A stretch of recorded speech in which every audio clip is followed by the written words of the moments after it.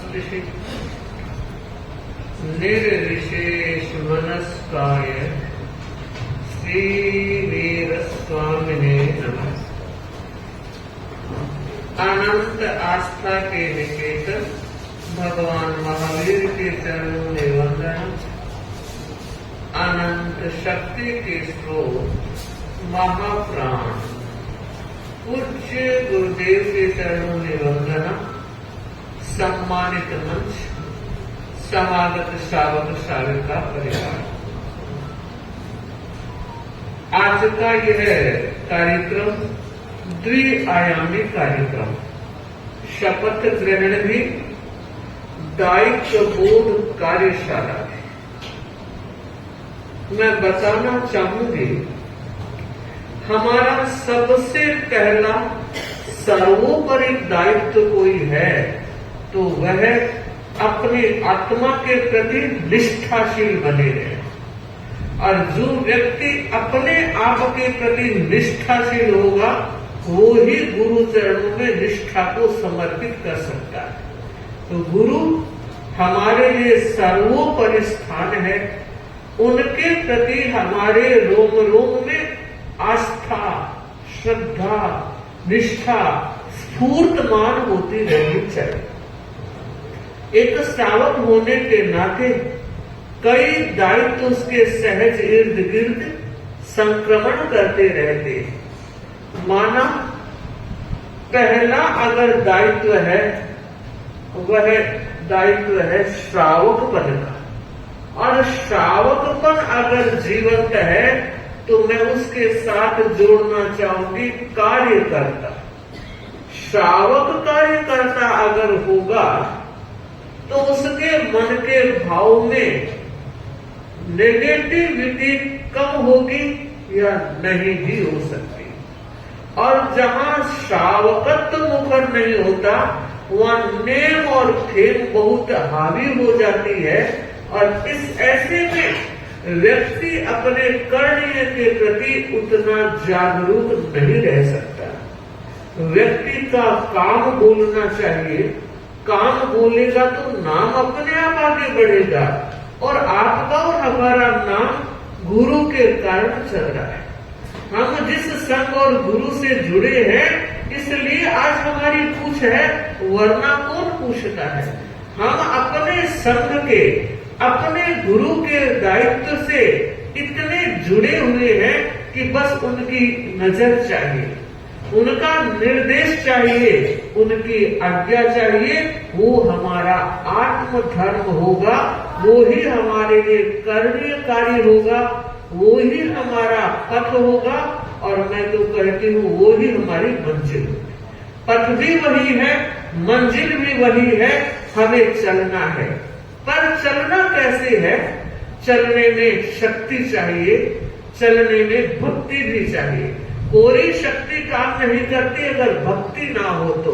और वो कभी ऐसा गुमान आप और हम कोई ना कर ले कि देखो मैं कितना बढ़िया गाती हूँ, देखो मैं कितना बढ़िया बोलती हूँ।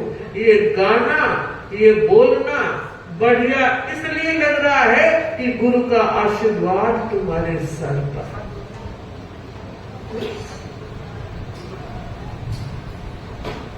सच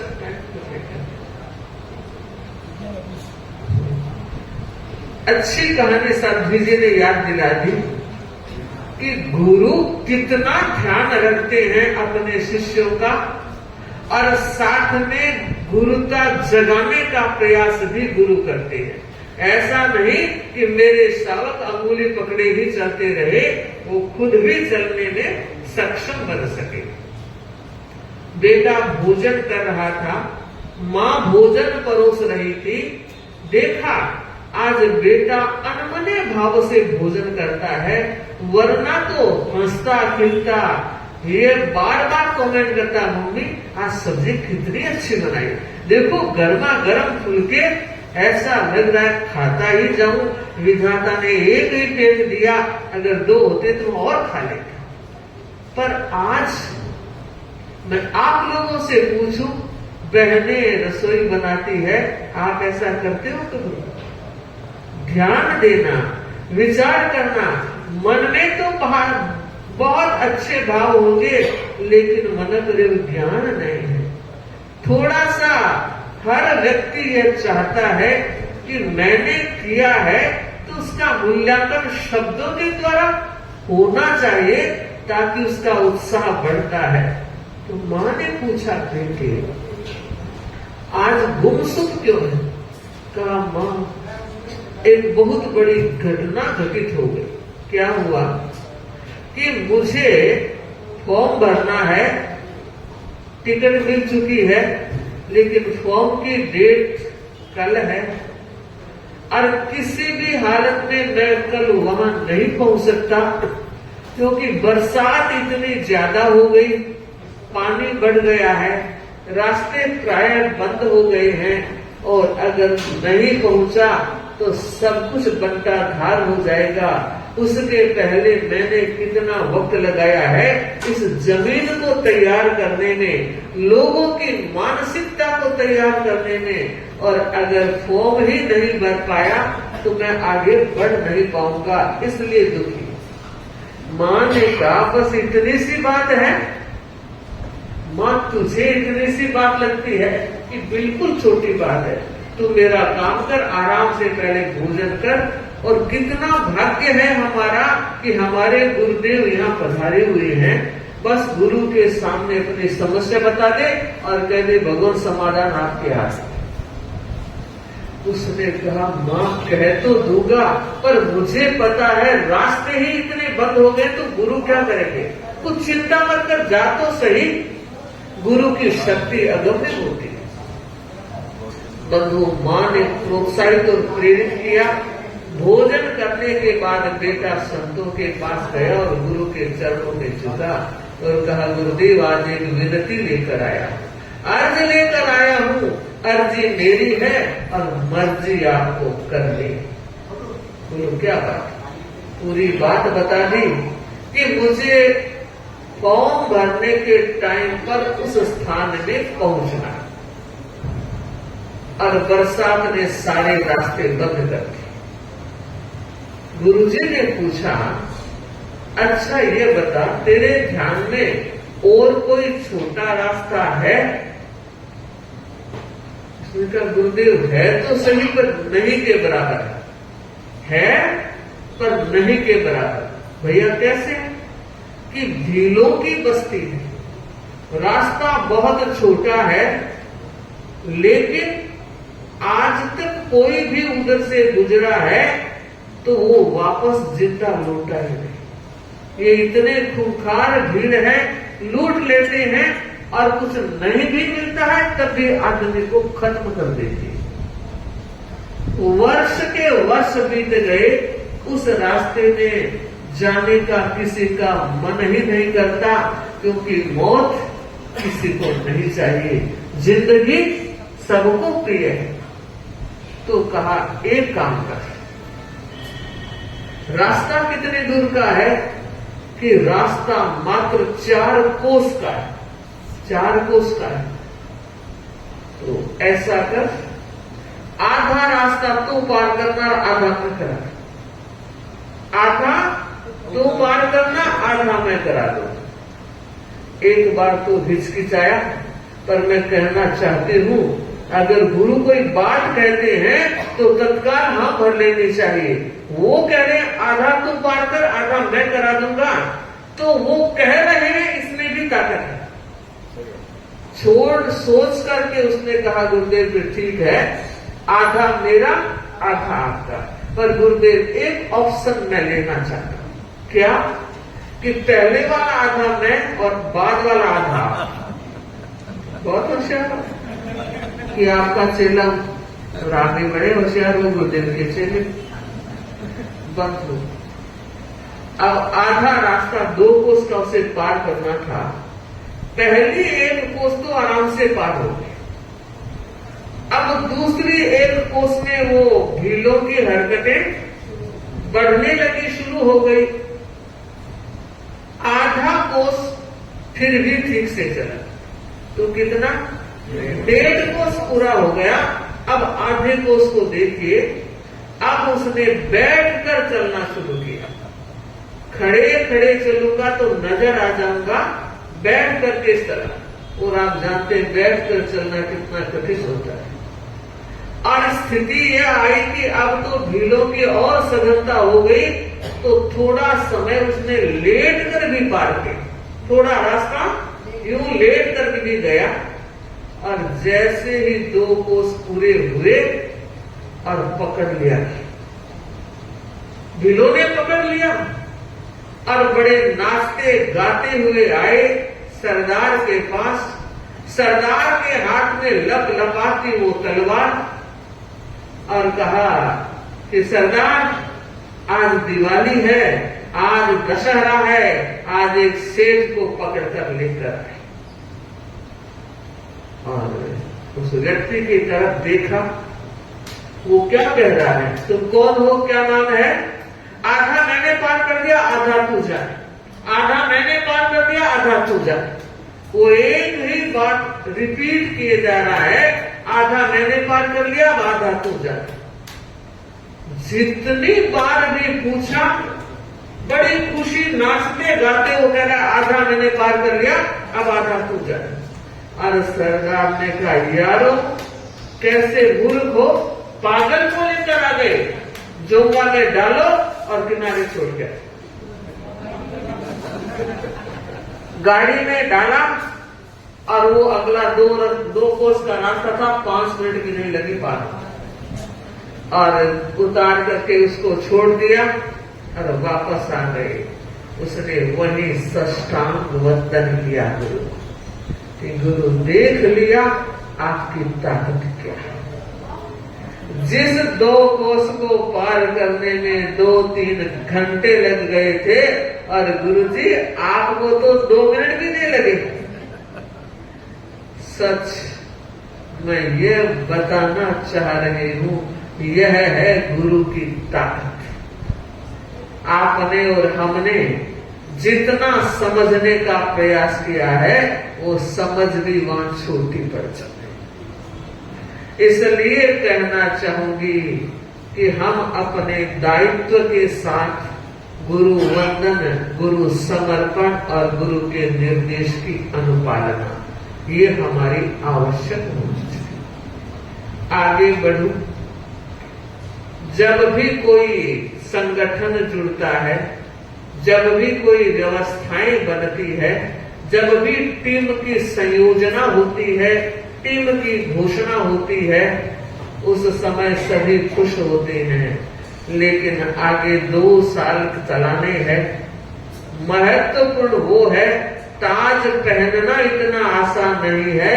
ताज को सुरक्षित रखते हुए अगली टीम को सौंप देना बहुत बड़ी बात है। ये बहुत जिम्मेदारी और जवाबदारी की बात है। और ये कैसे संभव होगा कि हम बड़े अच्छे ढंग से कार्यकाल को योजित करते हुए, कार्यक्रमों को संपादित करते हुए और अपनी सभा को ऊंचा उठाकर कोई विशेष स्थान देते हुए इस कार्यकाल को संपन्न करें। मुझे लगता है उसके लिए सबसे पहले टीम के ऐक्य भाव की जरूरत है। टीम में एकत्व रहना चाहिए। अगर कोई भी व्यक्ति टीम के किसी सदस्य के प्रति कोई अंगुली उठाता है, कोई बात करता है, और कई बार ऐसा होता है कि दूसरे चटकारे लेकर सुनते हैं, और ये बहुत बड़ी कमी है। इस कमी को टीम का हर व्यक्ति अपने पास न पटकने। किसी के टीम के किसी के सदस्य के प्रति अगर कोई बात होती है तो आपकी बात है, क्योंकि आप भी उस टीम के एक सदस्य हो। इसलिए पहली बात एकता रहनी चाहिए, और दूसरी बात एकता तब रहेगी जब आपस में प्रेम होगा। अगर प्रेम नहीं रहा तो एकता भी नहीं रहेगी। भक्ति है गुरु के प्रति, इसलिए संगठन मजबूत है। अगर भक्ति नहीं हो तो भाव भी नहीं बनेंगे, और भाव नहीं तो सब कुछ बेकार हो जाता।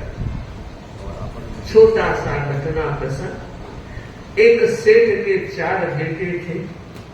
सेठ के पास धन की कमी नहीं थी, राम राजी था, लक्ष्मी की बड़ी मेहरबानी थी, और जितना दान देता उतना सवाया चौगुना बढ़ता था। और सेठ को लगा कि ये बहुत बड़ी बात है, दोगे उतना ही बढ़ेगा, उसका अनुभव था। और वो सबको कहता था दो, अगर दोगे नहीं तो आएगा कहां से, रोक के मत रखो, मालिक बने रहो, और दोगे तो सवाया मिलेगा। बंधु, सब कुछ ठीक चल रहा था जब तक बच्चे व्यापार में नहीं आए थे। अब हर बाप का सपना होता होगा कि अब मेरा बेटा व्यापार संभाल ले, जिम्मेदारियां ओढ़ ले, और मैं अब तो सोशल लाइफ या आत्मा का कल्याण करने की दिशा में आगे बढ़ूं। सेठ ने भी यह सपना लिया था, मगर जैसे ही बेटे व्यापार में आते हैं, चारों में पटती नहीं, चारों में बनती नहीं। एक दूसरे के प्रति ईर्ष्या, घृणा और द्वेष के भाव। अगर कभी भूल से भी सेठ किसी बेटे की कोई अच्छाई को प्रमोट कर देता तो तीनों का कोप भाजन सेठ बनता। और कई बार तो सेठ सोचता, कैसे कपूत बेटे हैं, इतना मैंने कमाया है, सब कुछ होम स्वास्थ्य में, क्या करें, अपने तरफ से जो कोशिश करनी थी सब करें, लेकिन सफल नहीं हुआ। एक दिन उसने सुना कि गुरु भगवंत गांव में आए, संत महात्मा आए हैं, तो उसने सोचा कि अपनी समस्या जब खुद से समाहित ना हो तो गुरु को सौंप देनी चाहिए कि यह समस्या है, अब समाधान आपके हाथ। वह गया और कहा, गुरुदेव आज मैं एक समस्या लेकर आया। तो मुस्कुराते हुए गुरु ने कहा, तुम तो कितनों की समस्या का समाधान करते हो कि महाराज मैं लोगों का कर देता हूँ, लेकिन मोरियो पगा न देख रोवा। मेरी वो हालत हो रही है, सारे लोग तो मोर का, छतरी का नाच देखते हैं, लेकिन वो अपने पैरों की तरफ देखकर रो लेता है। ऐसा ही है दुनिया, गांव, आसपास के गांव सारे मेरा कहना मानते हैं, चार छोरों को छोड़ो, बिल्कुल आपस में पटते नहीं, आपस में प्रेम नहीं, और जब प्रेम नहीं तो एक दूसरे की बात मानते नहीं, और व्यापार में अगर बात मानोगे नहीं तो नुकसान ही नुकसान है। महाराज बस ये समस्या है, इसका समाधान चाहिए। गुरु ने बड़े ध्यान से सुना और उस सेठ को लगा गुरुजी कोई न कोई रास्ता जरूर दिखाएंगे। और गुरु ने सीरियसली सोचा, उन चारों बेटों को अब भाषण और शब्द से कोई सीख देना काम नहीं आएगा। सीख देने वाला पिता भी कितना समझदार है, बाप की बात भी इग्नोर कर रहे हैं तो अन्य की क्या जरूरत। आखिर मुनि जी ने, संतों ने सेठ से कहा, एक काम आपका, बाकी सब काम मेरा। क्या? कि तुम चारों बेटों को मेरे पास लेकर आ जाओ, अगला काम मैं कर दूंगा। तो कहा महाराज यही समस्या है, मर्यादा को नहीं आवा। और आजकल माताएं भी तो यही कहती है कि क्या करें महाराज, बच्चे आते नहीं है। और मैं कहती हूँ ये बहुत बड़ा खतरा मोल ले रहे हो। अगर साधु संतों के पास आपके बच्चे नहीं आ रहे हैं तो उनका भविष्य खतरे में होगा। संस्कार और संस्कृति का अवपतन होने जा रहा है। संभालना है अपनी नौनिहाल पीढ़ी को, प्रेम से, समझौते से, डांट फटकार से। अरे माँ तो माँ होती है, कैसे भी बच्चे को संभाल लेती है, मगर माताओं को भी फुर्सत कहाँ है। ये खिलौना क्या आ गया, बंटा धारण करती है। फिर कहना चाहूंगी, हाँ मोबाइल के लिए ही कह रही, जरूरत है महिलाओं को अपना घर संभालने के साथ साथ अपने बच्चों के संस्कारों को संभाल अगर लिया तो आप अपने घर और परिवार के लिए वरदायी बन जाओगी। वरना वो खतरा जो आसपास मंडरा रहा है कहीं आपके घर तक भी ना आ जाए। सेठ ने कहा महाराज नहीं आए। अच्छा इसका रास्ता भी देखेंगे। तो चल मुझे ये बता कि वो घर में रहते कब तक है, उठना बैठना सोना क्या उसकी दिनचर्या है। कि महाराज दिन के 10 बजे उठते और उसके बाद 12-1 बजे तक दुकानदारी में जाते। और ये आज की भी कठिनाई है। सोना देर से उठना देर से तो काम करोगे कैसे। 24 घंटे आधा टाइम तो यूं पड़े पड़े निकल जाता है, 2-4 घंटे मोबाइल में निकल जाते हैं, फिर काम करने के लिए घंटे बचते ही कितने। तो संतों ने कहा कल 10:15 बजे कि नहीं महाराज 10:30 बजे, आधे घंटे में वो फ्रेश होंगे, मैं तेरे घर आ रहा। निहाल कर दिया, चरणों में सिर टिका दिया और कहा कृपा कीजिए। और संत वचन के बड़े पक्के होते हैं, समय के बड़े पाबंद होते हैं। 10:30 बजे डॉट संत उसके घर पहुंचे। और तब तक बच्चे टेबल थी, समझ गए, नाश्ता करना था। पर संत आ गए तो कैसे करें। इतना तो जानते थे, इतने संस्कार तो थे। चारों ने हाथ जोड़े और कहा बाप जी बहुत कृपा की, नाश्ता तैयार है, हम करने ही वाले थे। सौभाग्य की बात है आप आ गए, पधार गए, कुछ ले लो। कि ईटिंग बाद में, पहले सीटिंग होगी मीटिंग करें। चलो मीटिंग कर लेते हैं। चारों बैठ गए तो कहा एक काम करो। 2 बड़े थे उनको कहा 2-2 मुट्ठी चीनी लेकर, और छोटे 2 को कहा 2-2 मुट्ठी रेत लेकर। समझ में नहीं आया ये गुरुजी करेंगे क्या। चीनी और रेत मंगा ली, एक बर्तन मंगाया और कहा रेत भी इसमें डाल दो, चीनी भी इसमें डाल दो। दानेदार चीनी वो भी डाल दी, रेत भी डाल दी।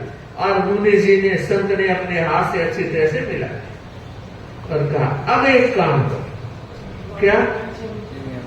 दोनों को अलग अलग कर दो, चीनी को अलग कर दो, रेत को अलग कर दो। उन्होंने कहा महाराज ना भूतो ना भविष्य, अब मिल गई है रेत और चीनी तो कण एक में हो गए। हम नहीं कर सकते, अलग अलग नहीं कर सकते, एक ही हो रहे।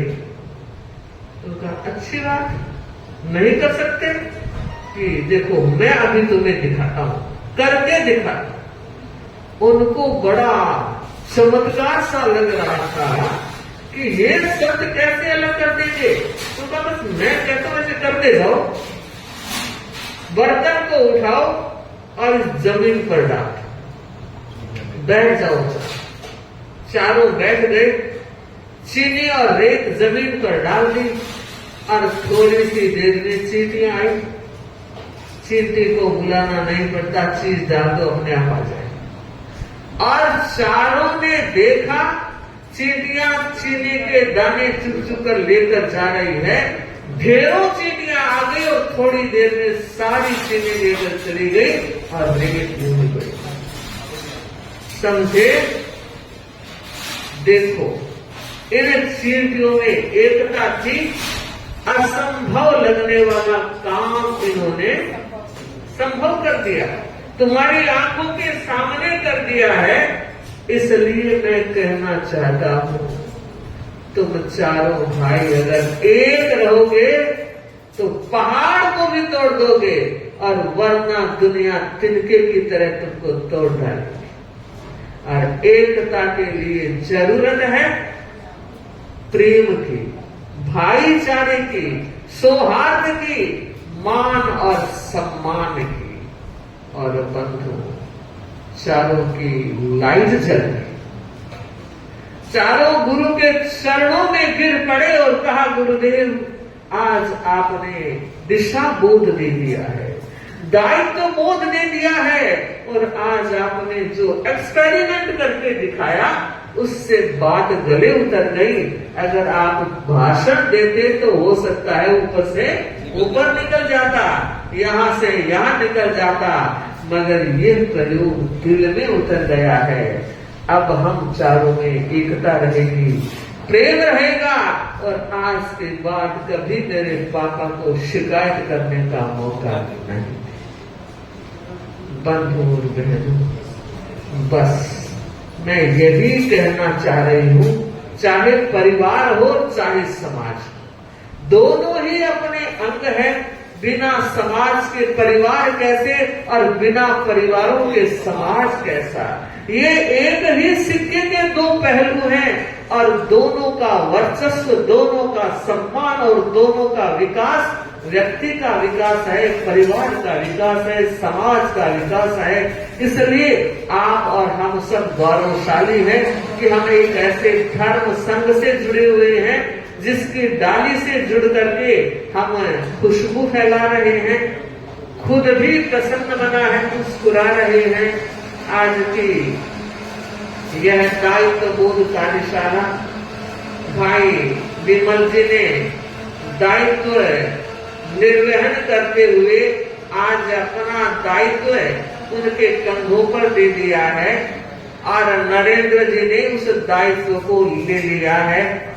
हम देख रहे थे, शपथ गोविंद जी और तेजचंद जी दिला रहे थे और बड़ी तत्परता, और हमने देखा शपथ लेने वालों के चेहरों पर भी बहुत बड़ा प्रसन्नता का भाव दिखाई दे रहा था। तो हम चाहते हैं यह प्रसन्नता बनी रहे, इसी तरह का अहोभाव आगे बढ़ता रहे। इसी मंगल भाव के साथ ओम अरहम। क्या अविद्यानामन्तस्तिमिरमिहिरद्वीपनगिरे